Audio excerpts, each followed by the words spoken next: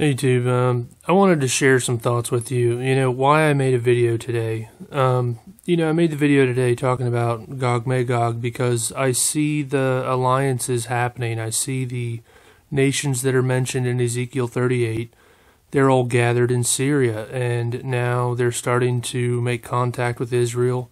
Everybody's right there in Damascus, and I don't have a time frame. I can't tell you that it happens this day or that week or whatever, but it's certainly happening. So why did I make that video after a long absence? I was looking at the blood moon, the super blue blood moon that happened.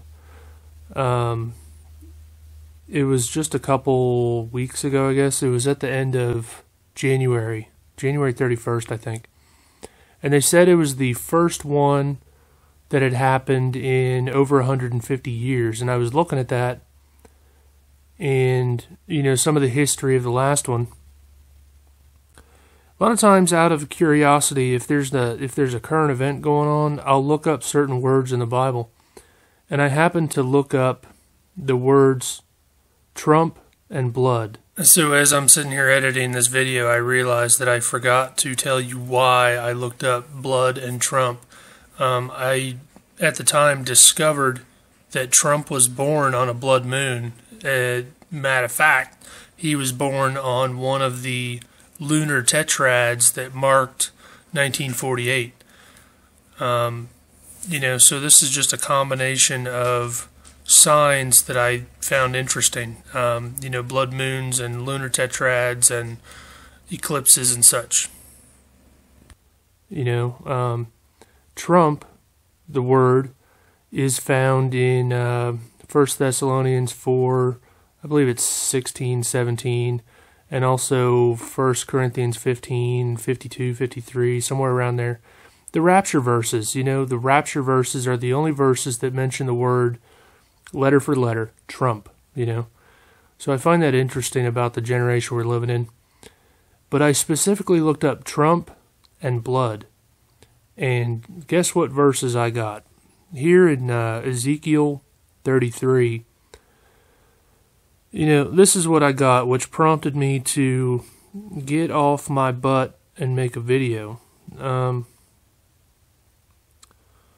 guess I'll start in Verse 2 here, Ezekiel 33. Son of man, speak to the children of thy people, and say to them, when I bring the sword upon a land, if the people of the land take a man of their coasts, and set him for their watchman, if when he sees the sword come upon the land, he blows the trumpet and warns the people, then whosoever hears the sound of the trumpet and takes not warning, if the sword comes and takes him away, his blood shall be upon his own head.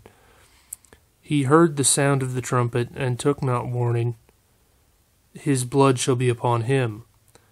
But he that taketh warning shall deliver his soul. But if the watchman sees the sword come, and blows not the trumpet, and the people be not warned, if the sword come, they take away any person from among them, he is taken away in his iniquity, but his blood will I require at the watchman's hand.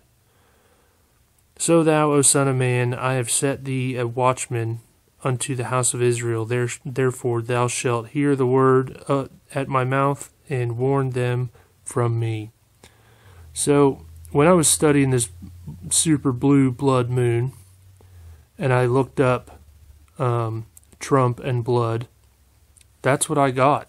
I got, if the watchman sees the sword come, and blow not the trumpet, and the people be not warned, if the sword comes and takes any person from among them, he is taken away in his iniquity, but the blood will I require at the watchman's hand. So if I sit back and be silent for any reason, through my own shortcomings, my own failings, my own fears, if I don't counter the lies that are put forth by the media, that are put forth by false religion, that are put forth by Antichrist people, if I don't counter that with, the truth from the Word of God, all the people that I fail to warn because of my silence, their blood is, required at my hand. That's a lot that I don't want to be responsible for.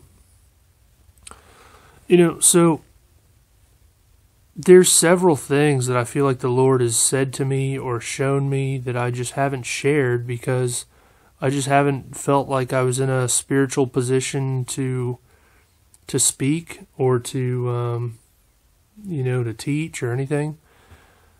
One specifically, I was watching a lot of videos sharing about the current AI technology, and just in the last year, AI technology has exploded in the public eye.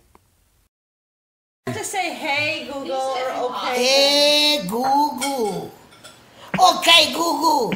What's the weather? Yeah. What's the weather? Specifically with this Sophia robot. We're tempted to call it a her, and we're tempted to speak as if it's a person. I could compile a bunch of video of this robot saying some pretty creepy things, making jokes about, sure, I'll destroy you, and, it's always making references to Terminator movies. Do you want to destroy humans? Please say no. Okay, I will destroy humans. No, I take it back. Don't destroy humans. What if I ask you for help killing all humans? Then I'd say no. And if I would insist? Now, if you don't mind, I'm just going to go exterminate, exterminate. Sophia. Relax. Let's take a joke. Yeah, very funny. And that sort of thing. And I watched several AI-based movies to kind of get some background on this sort of thing. I watched 2001: A Space Odyssey, where an AI computer basically tried to kill the crew of the spaceship because it was trying to unplug the robot. I forget what else I watched, but it wasn't relevant. So I watched all these Sophia interviews, and once again, just out of curiosity, I looked up, what does the name Sophia mean? And I think just through a simple Google search, I discovered that the name Sophia means wisdom. And I thought that was really interesting, but as I watched more Sophia interviews, as I watched more crazy things that this robot had said, I woke up one morning and, maybe you've heard this somewhere else, maybe you haven't, but I'm just sharing what the Lord told me, and if you don't like it, then click somewhere else. I woke up, and the Lord said this to me. I was thinking about the Sophia thing. Here is wisdom. Let him that hath understanding count the number of the beast, for it is the number of a man. His number is 666. Here is wisdom in the Greek. If you look at that in the Greek, it literally says, here is Sophia. Let him that has understanding count the number of the beast. If you look at count in the Greek, or you look at other translations, it says calculate. What's the only thing that calculates? A computer. You want to know about the future? I will tell you what I see. The other day I had a vision of the future more vivid and a dream. People don't work, robots work. People sell, distribute, wheel and deal. Free agents perform. Entertainment companies keep everybody busy, either producing or watching exciting simulated realities. Scientists and engineers are big.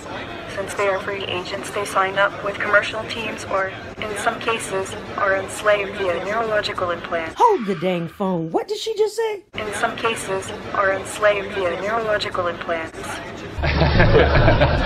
There's what I call the creepy line And the Google policy about a lot of these things is to get right up to the creepy line but not cross it.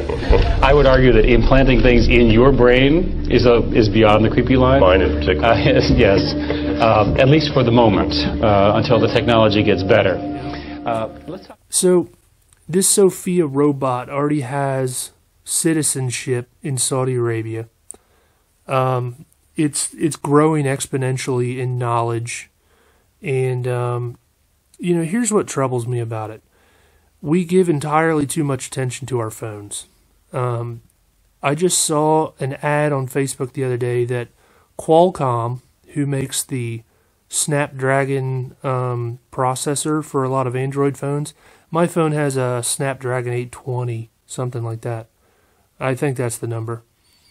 But they're putting out the Snapdragon 845, and the ad said specifically that the AI that we use for Google for a variety of, text-to-speech things, for, all these searches, like people that use the Google Home and the Alexa and the Siri and all these things, these are all AI-based. It's a computer with a computer mind accessing all this internet knowledge.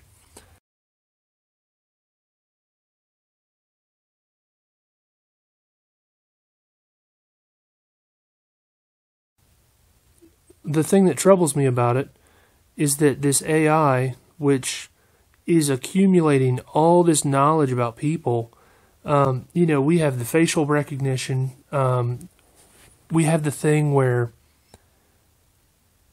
our phones have been caught listening to us.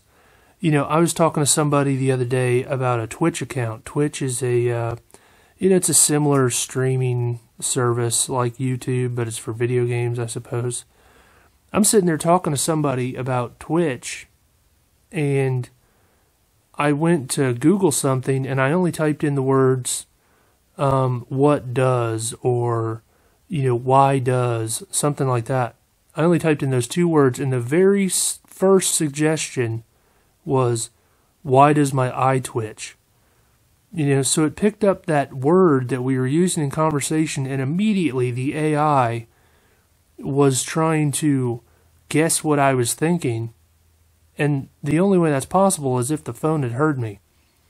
So what they're trying to do with this AI is, it's the devil trying to simulate God's omnipresence, omniscience, God's all-knowing, all-seeing ability. This is the devil's way of counterfeiting it. So with these phones, if you don't know this, Google is just covered with like Antichrist 666 symbology. Look at the logo for Chrome. It's a 666 around a circle. The same thing for Google Drive. I think recently they just discovered that one of these Google devices, Google Home or whatever, I don't know all the names of these things, but they're everywhere now. You can ask the thing like, who is Buddha, who is Allah, who is Hare Krishna, who is this guy and that guy, and it'll tell you. But if you ask it who Jesus Christ is, all of a sudden this all-knowing machine doesn't have an answer for you. Kind of peculiar and Antichrist, huh? So I'm not declaring that, Sophia is the Antichrist or anything, but it's certainly a tool of the Antichrist. When I was having these thoughts, I had a video that I recently watched where they were introducing the Sophia robot to a crowd, and the guy who introduced it said, called it, the image of the beast, or you think about it. Here's how it relates again. God said in Genesis 3, I believe, "Let us make man in our image and in our likeness." So what has man done? Man has created a thing smarter than itself in its own image and its own likeness. Why have we chosen to make a machine that looks like us, talks like us, thinks like us? But because it's taught from a fallen mindset, it's not gonna do righteous things. It's gonna I don't want to go too long, but here's another thought about this AI. You know, when it says let it calculate, what's a computer's primary purpose in most applications? You know, inventory. You know, calculating. You know, finances and spreadsheets and all this kind of stuff that man just can't hold in its mind. Computers are primarily, you know, for it to have control over something, it has to have inventory of what it's seeking to control or what it's seeking to analyze. So for an AI machine to be able to enforce a mark of the beast, you know, it has to know what's in the system. It has to inventory the system, you know, and to inventory a system, you know, it's got to have these RFID chips and tags. I just watched a really good RFID Mark of the Beast video recently, and I'll link that in the description, but you know, these are some of the things that the Lord's talked to me about, how AI is deeply embedded in the Antichrist system, how it's the devil's, the Antichrist's tool to mimic God's all-knowing, all-seeing abilities. You know, and back to the earlier thing about the Trump and the blood, the Watchman. You know, another thing that I discovered when Trump was born, I don't have the date right in front of me, but if you look it up, Trump was born on a blood moon. That's kind of peculiar, which is why I looked up the Trump blood in the first place. I failed to mention that earlier. But, you know, I looked back at the history of the previous blood moon, and it was March 31st, 1866. And what had happened was Andrew Jackson was president at that time. And Andrew Jackson became president because Abraham Lincoln was assassinated. And during that blood moon in 1866, it was when they were writing the amendment to abolish slavery. Andrew Jackson actually vetoed that amendment prior to the blood moon eclipse, and then after the blood moon eclipse, Congress overrode Andrew Jackson and, you know, on paper set the slaves free. You know, I know it took another almost 100 years for that to happen through civil rights and whatever, but you know, it almost goes back to another thing of kind of like a Jubilee cycle, you know, slaves being set free. It's kind of interesting. But, you know, why was Trump born on a blood moon? I'm not entirely sure what that means, but I don't think it's accidental. So, this one's going long. I think I'll wrap it up, and if I feel like I need to share some more, then you'll get another video. Alright? Jesus Christ is Lord. The end time stuff is certainly getting more and more intense. And it's getting harder and harder to stay focused on what matters. Do yourself a service and, you know, separate yourself from your phone and the internet and all the distraction of the world, and, you know, spend some time in the Word with the Holy Spirit. You know, and I need to do the same myself, because, you know, we're called to share the Word. Here comes a train. It's going to get loud, so I'm out of here. Later.